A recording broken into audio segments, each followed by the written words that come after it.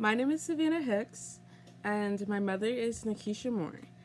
Um, I grew up surrounded by a world full of culture, and a lot of that was made possible through my mom's poetry and spoken word. I have vivid memories of being little and watching my mom practice her poems as she prepared for an open mic, where she inevitably received a standing ovation. And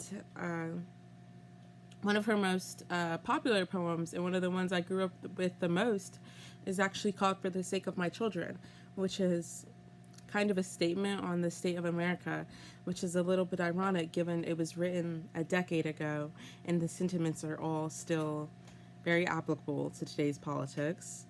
And in the same vein, it's very interesting having heard it as a little girl and now hearing it, present and realizing it's still applicable and seeing how much America and more specifically my mother has gone through.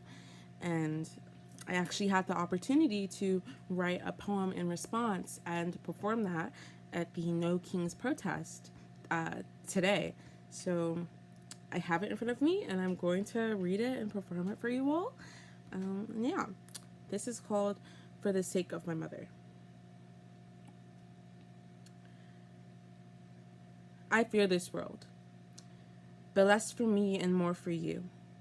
You, who's poured blood, sweat, and tears into this cracked soil, tilled it with bare hands but only tasted spoil, fought wars I'll never see, prayed prayers too hushed for me, bit your tongue so long the silence split your teeth.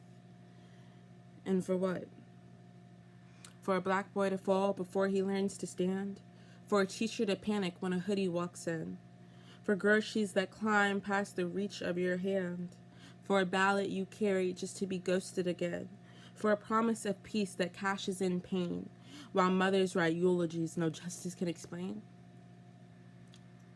You taught me to hope, to shout through the ache, to draw when I'm angry, to bend but not break, to fight like softness still survives in a world that eats us to stay alive. But I look around, and all I see are headlines bleeding the same old plea.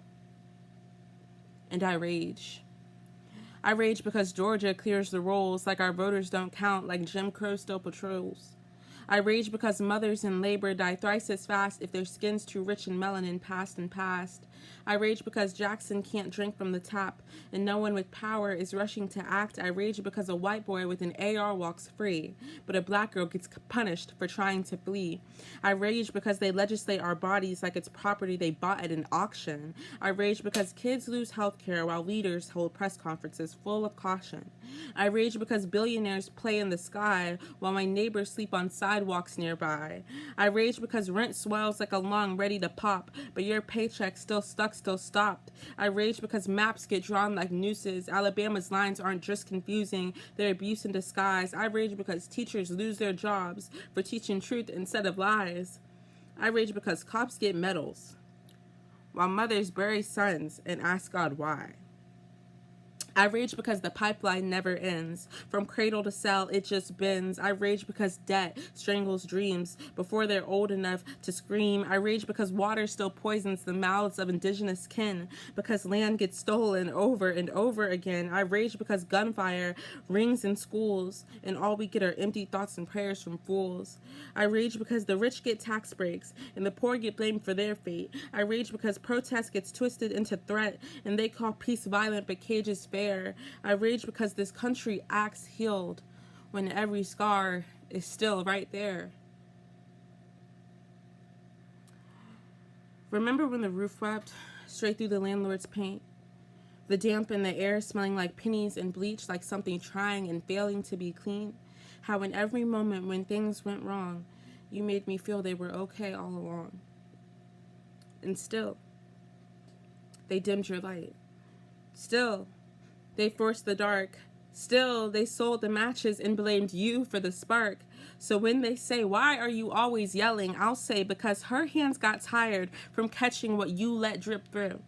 because you called it a fountain while her back carried the weight of bricks, because the ceiling still cracks every time it rains, but y'all keep painting it pretty and calling it fixed, because every rage is the rain you try to evict. But my mom, she wakes, still reddens her lips like armor, still turns scrap into a 5-star dinner. Grace, love, and hope, emptiness into something warmer, still tells me to smile even when the mirror sighs, still holds the world together with just her eyes. I love her so much it stings.